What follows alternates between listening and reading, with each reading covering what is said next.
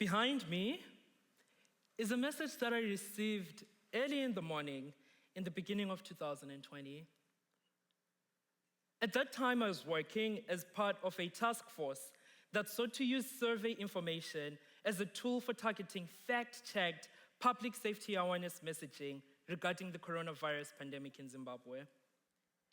This particular excerpt is one of many such messages that we received in that group. And this one reads, "The actual problem is that they want to create a new world order with one world system, one president, one currency, as it is written in the Revelations. Bill Gates has put microchips with 666, the mark of the beast, inside the COVID-19 vaccines so that they may be transferred into people's bodies via injection. If I find a video of a person being injected, I will send it to you," end quote. I never got the video. My name is Charming Dube. I graduated from here about 2 years ago, right around the start of the pandemic. During my senior year, I wrote a capstone exploring the real-time response of the Zimbabwean government to the COVID-19 epidemic. I benefited greatly in that work by also being able to collaborate with a dedicated group of Zimbabwean doctors, students, educators, public health practitioners, and many other people who decided to volunteer their time to that USAPCS task force I mentioned above. But what brings me today is far, far more pernicious and systematic than just the problem of misinformation. I'm here to tell you that the United States and its allies have not been credible partners in the global response to COVID-19, that they have often created conditions which impede the ability of several countries to even meet these challenges within their own borders. For Zimbabwe, I learned that to fight the COVID fight often meant struggling against the virus itself and an unfair global neoliberal structure. Africans cannot simultaneously persevere over virus and empire, and importantly, we shouldn't have to. Conventional international relations wisdom teaches us that an ideal world would act collectively in many things, but the present one is split between good actors and bad actors. The good countries, often a euphemism for the West, engage in the global system. They are neighborly-minded, wealthy donors and democracies who give billions of dollars in aid to perpetually struggling recipients. The bad countries reject this system of rules-based international cooperation. They either choose to look inward and isolate themselves, or they completely abdicate their collective responsibility, and instead they choose to help other bad actors. Herein lies the key binary as we are taught: cooperation versus abdication. But reality is a lot murkier. Reality questions how the good countries amassed so much of the wealth that is now doled out little by little. It encourages us to acknowledge that while many Western nations engage in positive, coordinative efforts many thousands of miles away from them, they also allow nationalist and profit-seeking tendencies to stymie their charity and create real harm. Consider, for example, how President Biden and his team responded to accusations of vaccine hoarding right around the time when they announced a ban on travel to and from much of Southern Africa. They insisted, without mention of cause, that African countries had been turning away vaccines. It was as if to say, who knows what they've got going on over there? We're just benevolent bystanders. When in actual fact, as reported in American media, the US and Canada had muscled their way to the front of the vaccine line, ordered more than 4 times what their gigantic populations needed, and created a situation where many countries had to go for a long time without. And then, towards the end of 2021, many of these countries suddenly received an influx of vaccines. In Southern Africa, where the weather is often hot and sub-zero refrigeration capacity is low, this created an insurmountable logistical challenge. And it made sense then for those countries to say to the vaccine distributors, hold off on deliveries until we're done distributing what we have on hand and have created additional capacity. But such is the nature of the COVID narrative told in the West. It is often incomplete by omission and dishonest by commission. This particular pandemic provided a case study in three of the main ways that the West often makes the world a less safe place for people like my family in Zimbabwe.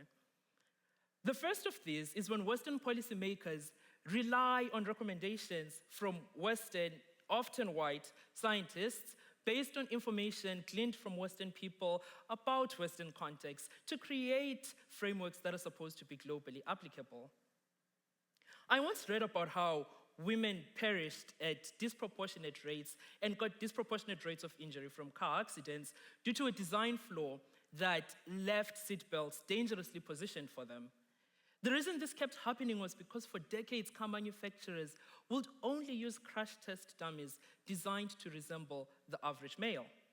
Now, imagine a similar problem, but on the scale of global public health. Europe and the United States are often so caught up navel-gazing that they frequently forget the outsized impact of their policy choices on the rest of the world, sometimes to the point of caricature.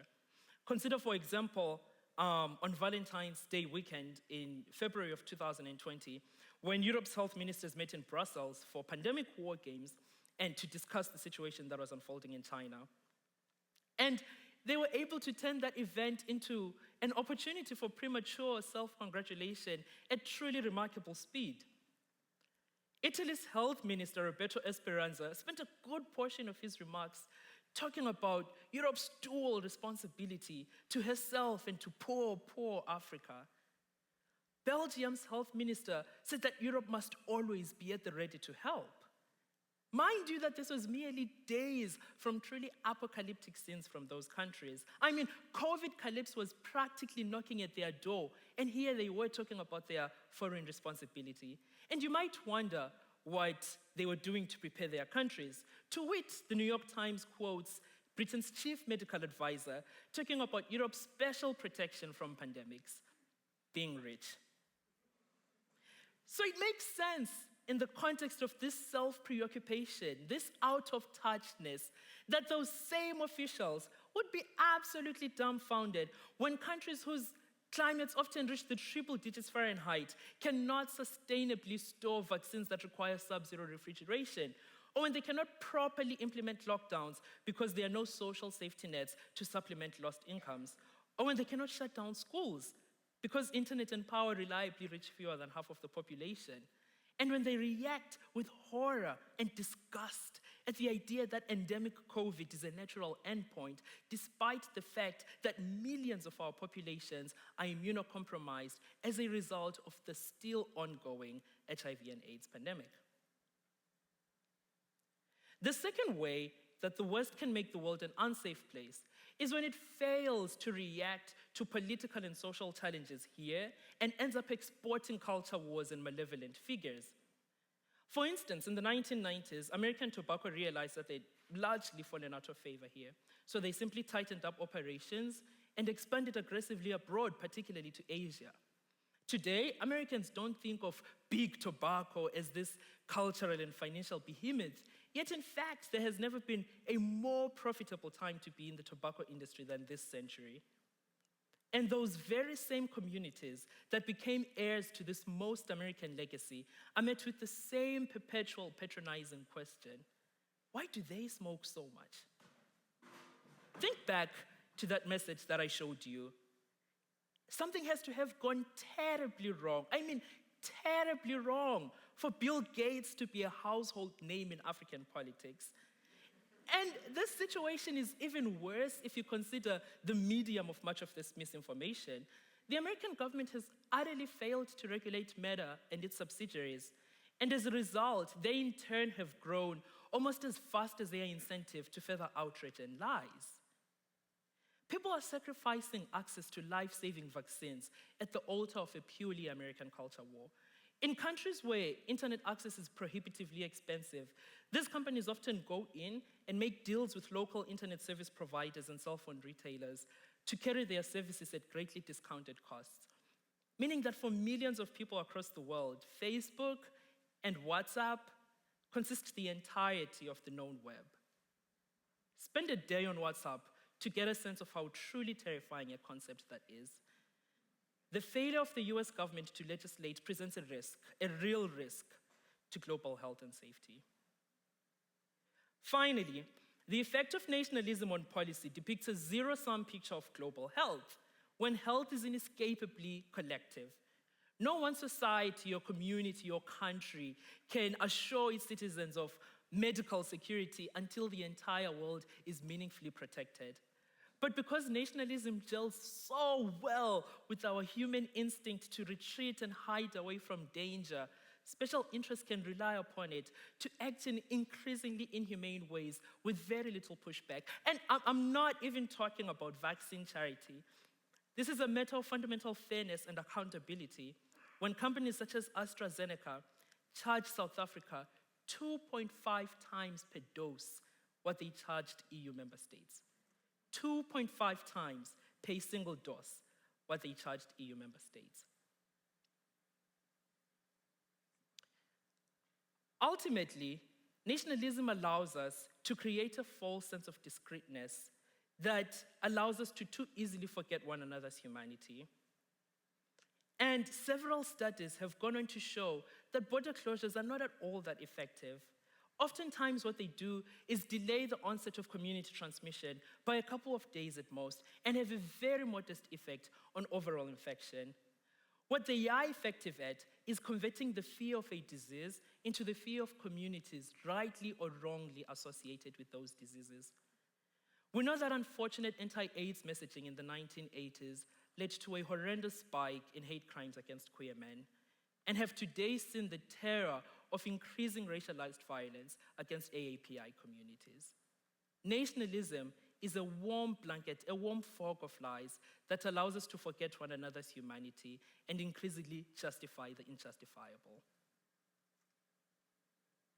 The people who benefit from an unsafe world count on you to not know or care about what happens beyond the contiguous United States. You can fight back. Be a conscientious consumer of information. Question your intuition. Question what you read, what you see, what you believe. Question the consensus around you. And to the students in the room, your position is imbued with power. The whirlwinds of change have often begun as whispers among people just like you. Bad policy comes from bad information, bad knowledge, and you can directly transform what knowledge exists in the world by creating it yourself, by researching topics that you otherwise wouldn't. Expand the reach of your own education and that of your peers. Create the scholarship that the world so desperately needs. Thank you.